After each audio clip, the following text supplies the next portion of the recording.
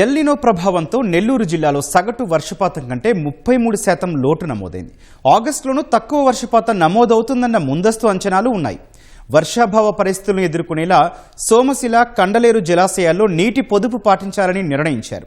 అటు పెన్నా నదిలోనూ నీరు అడుగంటింది. ఈ నేపథ్యంలో రైతులు ఏ పంట వేయాలి, సేద్యంలో ఎలాంటి జాగ్రత్తలు తీసుకోవాలని వ్యవసాయ శాఖ చేస్తున్న సూచనలపై మా ప్రతినిధి రాజారావు గ్రౌండ్ రిపోర్ట్.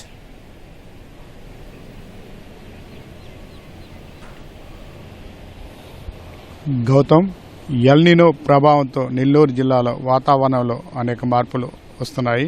ప్రధానంగా చూస్తే వర్షాలు లేకపోవడంతో తీవ్ర వర్షాభావ పరిస్థితుల్లో అనేక ప్రాంతాలు కూడా ఈ ఎండ వేడికి కానీ ఎండలు మండుతున్నాయి. అదేవిధంగా వేడి కూడా ఎక్కువగా ఉంది.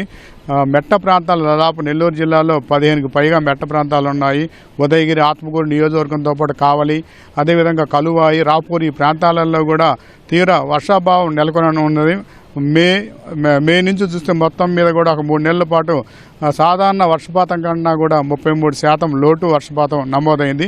ఆగస్టు తర్వాత నెక్స్ట్ 2 నెలల్లో కూడా ఇదే పరిస్థితులు ఉంటాయి. ఎండలు కూడా తీవ్రంగా ఉండడంతో ఇదే పరిస్థితి ఉంటే మాత్రం తీవ్రంగా రైతులు నష్టం వస్తాయని చెప్పి కూడా పంటల సాగు కూడా అంటే ప్రధానంగా ఇక్కడ ప్రస్తుతం ఖరీఫ్ సాగు జరుగుతూనే ఉంది. మరో 2 నెలల్లో రబీ పంటలు సాగు అవుతాయి. రబీ పంటల సాగుకు సంబంధించి ముందస్తు ప్రణాళిక కూడా అధికారులు తయారు చేశారు. కానీ ఈ ఎల్నినో ప్రభావంతో సోమశిల జలాశయం కానీ కండలేరు జలాశయంలో కూడా నీటి మట్టాలు కూడా తగ్గిపోతున్నాయి. ప్రస్తుతం 35 టీఎంసీలు సోమశిల జలాశయంలో ఉన్నాయి. సోమశిల జలాశయం అనేది కండలేరు 2 జలాశయాలు 2 కూడా రైతులకి ఆరో ప్రాణం. పెన్నా అనేది వీటిల్లో సోమశిల జలాశయంలో చూస్తే మొత్తం 13 టీఎంసీలు చెన్నైకి ఒప్పందం ఉంది, మంచినీటికి ఇవ్వాల్సి ఉంటుంది. అదేవిధంగా 7 టీఎంసీలు డెడ్ స్టోరేజ్లో ఉంటాయి. కాళహస్తి, చిత్తూరు, తిరుపతి ఈ ప్రాంతాలకు మంచినీటి స్కీమ్లకు సంబంధించి మరో 3-4 టీఎంసీలు కేటాయించాల్సి వస్తుంది. అంటే మిగిలిన 5 టీఎంసీలు మాత్రమే సోమశిల రిజర్వాయర్లో ఉంటాయి. ఈ 5 టీఎంసీలు పంటలకు విడుదల చేయడం అనేది సాధ్యం కాదు. అందులో శ్రీశైలం రిజర్వాయర్ నుంచి కూడా విడుదల చేసే పరిస్థితి లేదు. అనంతపురం, కడప, కర్నూలు ఆ ప్రాంతాలలో కూడా వర్షాలు లేవు. అంటే సోమశిల రిజర్వాయర్ పెన్నా నదికి ప్రవాహం రావాలంటే ఈ ప్రాంతాలలో పంటలు సాగు కావాలన్నా, నెల్లూరు జిల్లా సస్యశ్యామం కావాలన్నా కూడా ఆ ప్రాంతాలలో వర్షాలు పడితేనే సోమశిల జలాశయం నీరు వస్తుంది. అదేవిధంగా కండలేరు, పెన్నా నదికి కూడా నీటి ప్రవాహం అనేది వస్తుంది. కానీ అక్కడ కూడా ఆ పరిస్థితి అదే విధంగా ఉండడంతో పంటల పరిస్థితి కూడా ఈసారి రబీలో కష్టమైన పరిస్థితులు ఉంటాయని చెప్పి కూడా అధికారులు అంచనా వేస్తున్నారు. అందులో ఎక్కువగా ఎండలు ఉండడం, వేడి గాలులు ఎక్కువగా ఉండడంతో భూగర్భ జలాలు కూడా అడుగంటాయి. భూగర్భ జలాలు కూడా తగ్గిపోవడంతో దాదాపు నెల్లూరు జిల్లాలో 9,000 చెరువులు ఉన్నాయి. 9,000 చెరువులలో అనేక చెరువుల్లో కూడా నీరు లేని పరిస్థితి. కొన్ని చెరువులు కూడా నెర్రెలు పోసి ఉన్నాయి.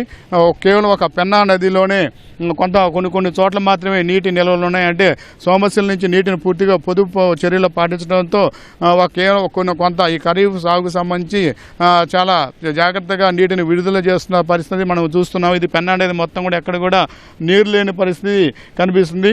కేవలం ఒక పాయి మాత్రమే వదలటంతో ఈ కాలువలకి మాత్రమే కొంత నీటిని చేస్తున్నారంటే మరో 2 తడులు ఖరీఫ్ కూడా సాగునీరు కావాల్సి ఉంటుంది. అయితే ఈ సోమశిల రిజర్వాయర్, కండలేరు రిజర్వాయర్ పరిస్థితి చూస్తే కేవలం తాగునీటికి మాత్రమే ఈసారి నీటిని విడుదల చేసేందుకు అధికారులు కూడా సిద్ధమయ్యారు.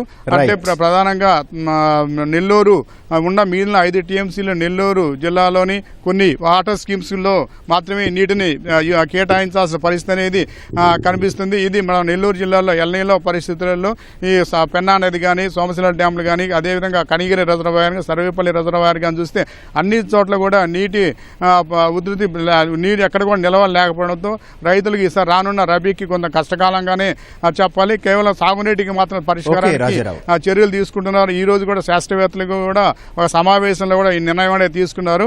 ఇది నెల్లూరు పెన్నా నుంచి కెమెరామాన్ హరీష్ బాబుతో రాజారావు, ఈటీవీ న్యూస్. ధన్యవాదాలు రాజారావు.